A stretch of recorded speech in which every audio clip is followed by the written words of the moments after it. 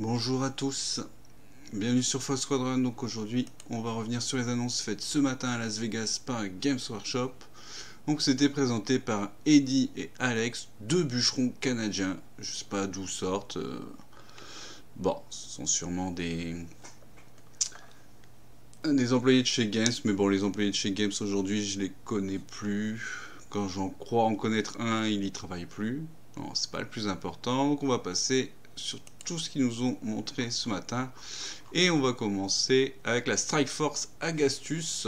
Donc une Strike Force complète pour Warhammer 40 000. Donc c'est des Primaris. On va regarder la petite vidéo.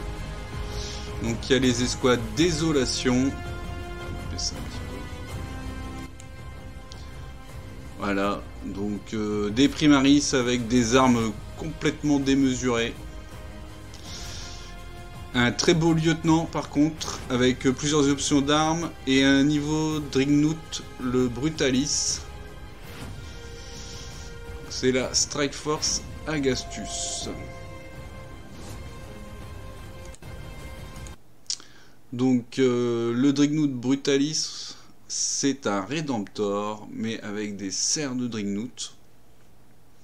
Donc on peut imaginer qu'il gagne des attaques supplémentaires selon les blessures faites. Bon, il est pas mal. Pas mal. J'ai l'impression qu'il est pas super dynamique, mais bon. Peut-être des options pour mieux le placer. Ensuite, on a les escouades Désolation, et j'avoue, personnellement, l'effet que ça me laisse, c'est que c'est quand même too much. Des Gatling lance-missiles, ouais, je pourrais avoir envie de dire pourquoi pas, mais j'ai pas envie. C'est complètement abusé, quoi. À ce niveau-là, ils vont s'arrêter. Bon, admettons, je pense que ça va plaire à des gens quand même. Et la figurine qui est sympa dedans, c'est le lieutenant, qui a plusieurs options. Visiblement, il a au moins deux options de tête, une tête nue, un casque. Voilà. Avec son targe, un gantelet, un pistolet plasma, pistolet bolter, épée énergétique, gantelet énergétique, il y en a peut-être d'autres. Il est chouette, j'aime bien. Même le pagne, on a deux options. Je le trouve vraiment sympa. Donc ça, c'était pour la Strike Force Agastus. On va passer donc à la boîte où il y avait déjà eu des annonces dessus. Donc c'est Wrath of the Soulforge King. Donc c'est une boîte KO contre Dark Angel. Donc d'un côté on a des traîtres hérétiques et de l'autre côté on a juste des traîtres. Il y avait déjà des choses qui avaient été annoncées sur cette boîte. On va les montrer tout de suite. Donc Azrael avait été annoncé. Donc c'est un Azrael Primaris. Bah ouais, il est chouette. Il est chouette. Les Dark Angels sont chouettes. Les robes de bureau au-dessus des armures énergétiques, ça a toujours été stylé. Qu'est-ce qu'il y a d'autre? On peut lui mettre le home du lion. Ou alors, on lui fait porter par celui qui regarde dans les ténèbres. Voilà, ça c'est l'ancienne figurine. C'est une vieille sculpture qui date des années 90. Elle était déjà très très belle cette figurine. Aujourd'hui on a plus de volume puisque c'est un Primaris. Ouais, mais il est beau. Et avec ça, ils avaient montré donc comment il s'appelle? C'est Vashtor. Voilà, il a un nom pourri, mais bon. Donc c'est un démon. C'est pas seulement un démon, c'est un maître de forge démon. Voilà, donc c'est le premier du genre. Bon, perso, j'aime pas, mais je peux comprendre qu'on aime ce genre de figurine. En tout cas, pour la peinture, il y a de quoi s'amuser. Il y a pas mal de choses à faire. Et donc, avec ça, donc maintenant, c'est tout ce qu'il y aura dans la boîte. Donc, il y a une escouade de cultistes, il y a l'araignée, machin truc, il y a des oblitérators. Et pour les Dark Angels, on aura une escouade d'intercesseurs. Et une escouade de Terminator. Voilà, donc ils remettent des Firstborn. J'avais cru comprendre que les Firstborn allaient disparaître, mais bon, ils nous en remettent dans une boîte, donc on verra bien. Bon, après, c'est les Dark Angel, hein, c'est stylé, ça se vend bien les Dark Angel. Par contre, les trucs du chaos, je suis pas fan. Le truc de l'araignée, quand c'est sorti, j'ai pas aimé. Bon, bah on verra. On verra. Bon, c'est pas le truc que je vais acheter personnellement. Peut-être des cultistes, j'aime bien les cultistes. Après ça, pour Warhammer 40 000 c'était tout. On a eu une annonce pour Warhammer Underworld, donc la nouvelle édition Warhammer Underworld. Ils nous ont montré une unité. Alors moi, Warhammer Underworld, j'ai complètement laissé tomber. J'ai voulu faire le pas vers Age of Sigmar avec Warhammer Underworld. Donc j'avais acheté la première boîte. Ah, j'ai Guillaume qui est là. La partie d'hier s'est très bien passée, elle a été un peu longue, mais on a fait une super partie. Par contre, je pense que je la mettrai en ligne demain, parce que faut que je la monte et tout, et qu'en plus aujourd'hui c'est l'anniversaire de ma femme, donc je vais pas avoir énormément de temps, faut que je m'occupe d'elle, il paraît, je sais pas pourquoi, bon, il paraît que c'est comme ça. Et il y avait une petite erreur sur le décompte des points. Donc je pense que je la mettrai en ligne demain sur YouTube. Voilà. Donc je reviens à Warhammer Underworld. Oui, donc j'avais essayé la toute première version du jeu et j'avais trouvé que c'était nul comme jeu. Parce que la séquence de tours, elle est pas du tout intuitive. On est tout le temps en train de regarder le livre de règles parce qu'on sait pas ce qu'il faut faire. J'avais vraiment pas aimé. Bon. Par contre, ça se vend bien. Alors, je sais pas si beaucoup de monde y joue. Hein. Si vous y jouez, dites-le moi. Et puis, dites-moi pourquoi vous y jouez. Hein, ça peut être cool. Je déconne pas. Je déconne toujours avec ma femme. C'est pour ça qu'elle me garde. C'est uniquement pour ça. Ça, et parce que moi, je peux ouvrir les pots de confiture. Voilà, c'est... On a une relation qui est basée sur ça. Donc là, ce sont des... C'est un culte de Kane qui sort. Je vais pas baisser le son. Voilà. Ouais, après, elle a pas grand intérêt la vidéo. Moi, je vais pas la mettre. On va regarder tout de suite les figurines. Moi, je suis pas super fan de ces figurines. Donc Warhammer Underworld, oui, je disais ça se vend bien. Parce qu'il y a beaucoup de boîtes qui sont très belles. Hein. Je pense notamment, il y a eu une boîte avec des guerriers du chaos, les vampires, qu'est-ce qu'il y avait d'autre? Il y en a eu pas mal. Hein, il y avait aussi les hommes lézards qui étaient chouettes. Mais est-ce qu'il y a du monde qui y joue? Je ne sais pas. Donc si vous y jouez, n'hésitez pas à me le dire. Et me dire pourquoi vous y jouez, pourquoi vous trouvez ça bien en fait. Parce que moi, j'ai pas compris. Ensuite, on a eu des nouveautés pour Warhammer Age of Sigmar, pardon. Alors, je disais, moi, Age of Sigmar, j'ai pas réussi à sauter le pas, hein, pour plusieurs raisons. La première, c'est que moi, j'ai commencé les jeux games il y a 25 ans, donc j'étais sur Warhammer Battle. Et le changement de style graphique, j'ai pas aimé. J'aime pas les... Comment ça s'appelle, les Stormcast, je les déteste. J'aime pas du tout. J'aime pas non plus ce qu'ils ont fait des nains, par exemple. Après, je dis pas, il y a des trucs très chouettes. Hein. Les hommes lézards, en règle générale, sont sympas.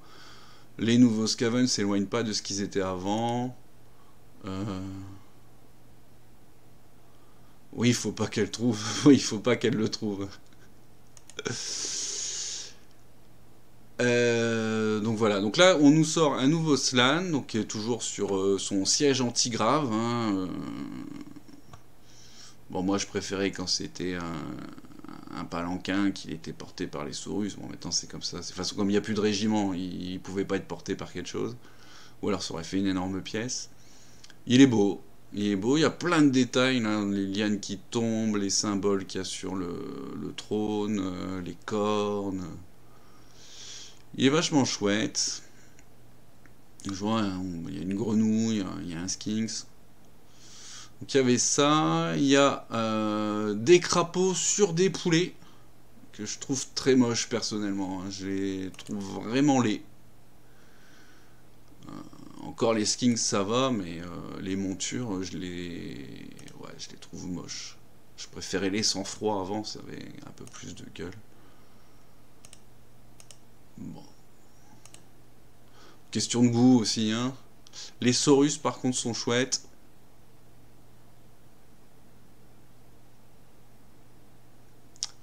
Donc Guillaume me dit qu'il ne joue qu'à Trône de Fer, Marvel et Moonstone. C'est déjà pas mal, hein. C'est déjà pas mal. Ça fait déjà pas mal de budget. Peut-être pas la peine de rajouter du Games par derrière. Ouais, les Saurus sont chouettes. J'aime bien. Ils ont un côté un peu plus bestial qu'avant, avec des têtes un peu plus grosses, plus de cornes. Ouais, ils sont beaux.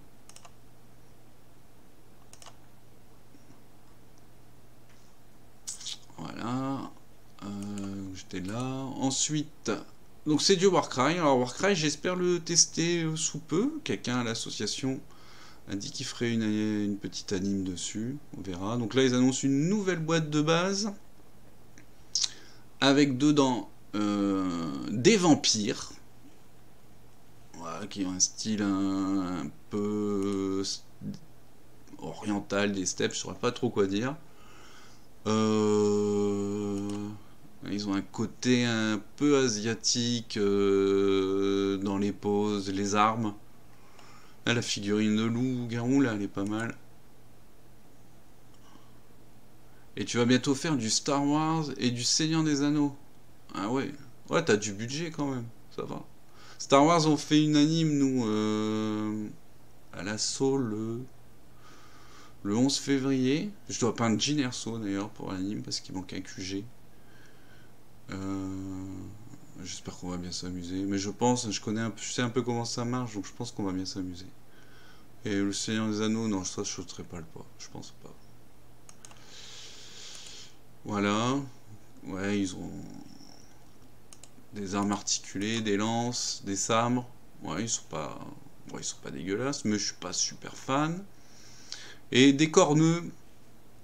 Alors, ce que j'aime beaucoup, c'est ce masque là qui représente un chien de corne. Je trouve que c'est pas mal ça. C'est pas mal. Bon, là, on en a un qui trouve que la bipédie c'est pour les nazes. Mais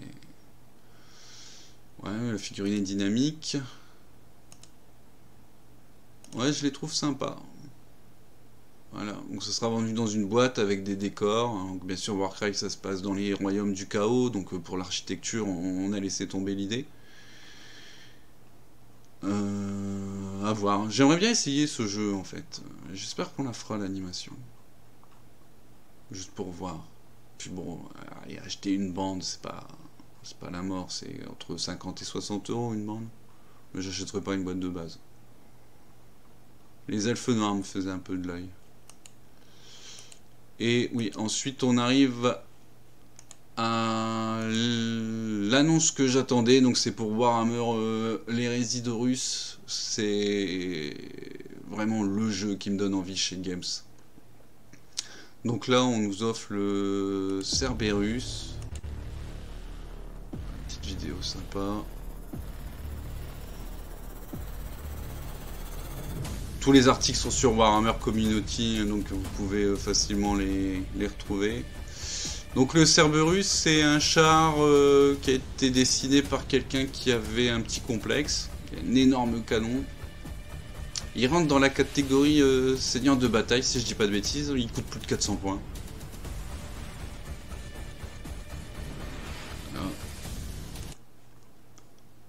Mais je suis super déçu que ce soit ça d'annoncer en fait. Déjà parce que bon, ça va être un char qui va coûter plus de 100 €, donc je vais pas forcément me l'acheter. En fait là j'ai pas envie de me l'acheter. Et que j'aurais préféré avoir des options pour l'infanterie. Hein. On attend toujours après... on aimerait bien avoir les escouades d'assaut en réacteur. Et puis les brécheurs. Ça serait sympa hein, d'avoir ces unités là. Ouais, une bonne nouvelle, c'est qu'ils ont annoncé les veneurs célestes, donc les motojets Space Marine, ça sera cool. Voilà, il y a des options juste pour les armes latérales, hein. L'arme principale, on la change pas, il y en a qu'une, c'est le gros canon qui tâche. Et pour finir, une annonce sur Kill Team. Donc il va y avoir une nouvelle boîte. Et dans cette boîte, on va avoir des figurines, je pense, qui vont beaucoup plaire. Ils arrivent. Attendez une seconde.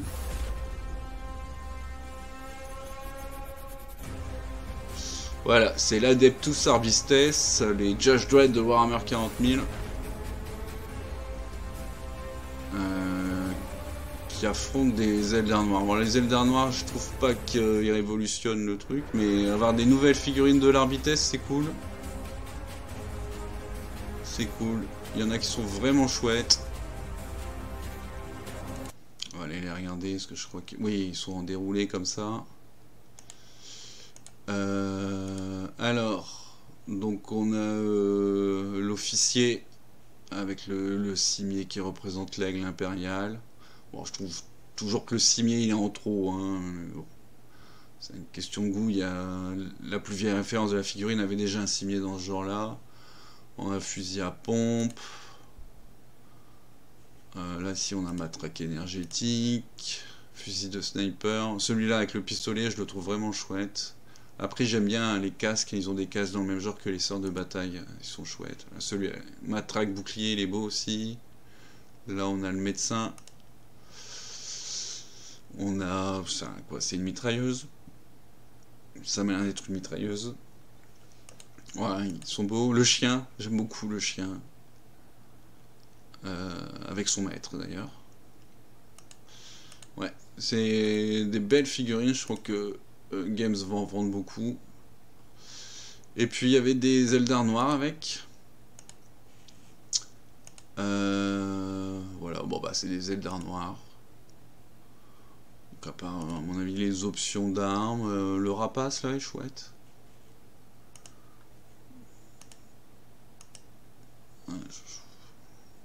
Et donc c'est dans une boîte comme ça. Bah amusez-vous à peindre tous les décors là, parce que ça va être long. Il va y en avoir pas mal de détails, mais il y a des trucs super sympas comme l'holotable.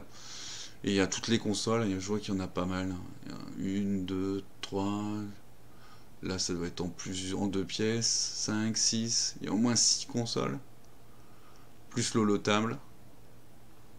C'est une jolie boîte, mais bon, ça va être à combien ça? 150 € sûrement. Et puis, juste l'unité 55. Voilà, voilà. C'est à peu près tout ce que j'avais à dire. C'est pas la peine de faire des vidéos de 3 jours. Voilà, j'espère que ça vous a plu, que les annonces vous ont plu, que Games vous fait plaisir, c'est le but du jeu. Moi en tout cas, si ma vidéo vous plaît, bah, mettez un petit like. Pensez à vous abonner, ça fait plaisir. Ça m'encourage à continuer. Je vous remercie et je vous souhaite une bonne journée. Et puis bah à très bientôt. On se revoit. Bah, demain je mets une vidéo. Et bah, puis la semaine prochaine il y aura des streams, il y aura des vidéos comme toutes les semaines.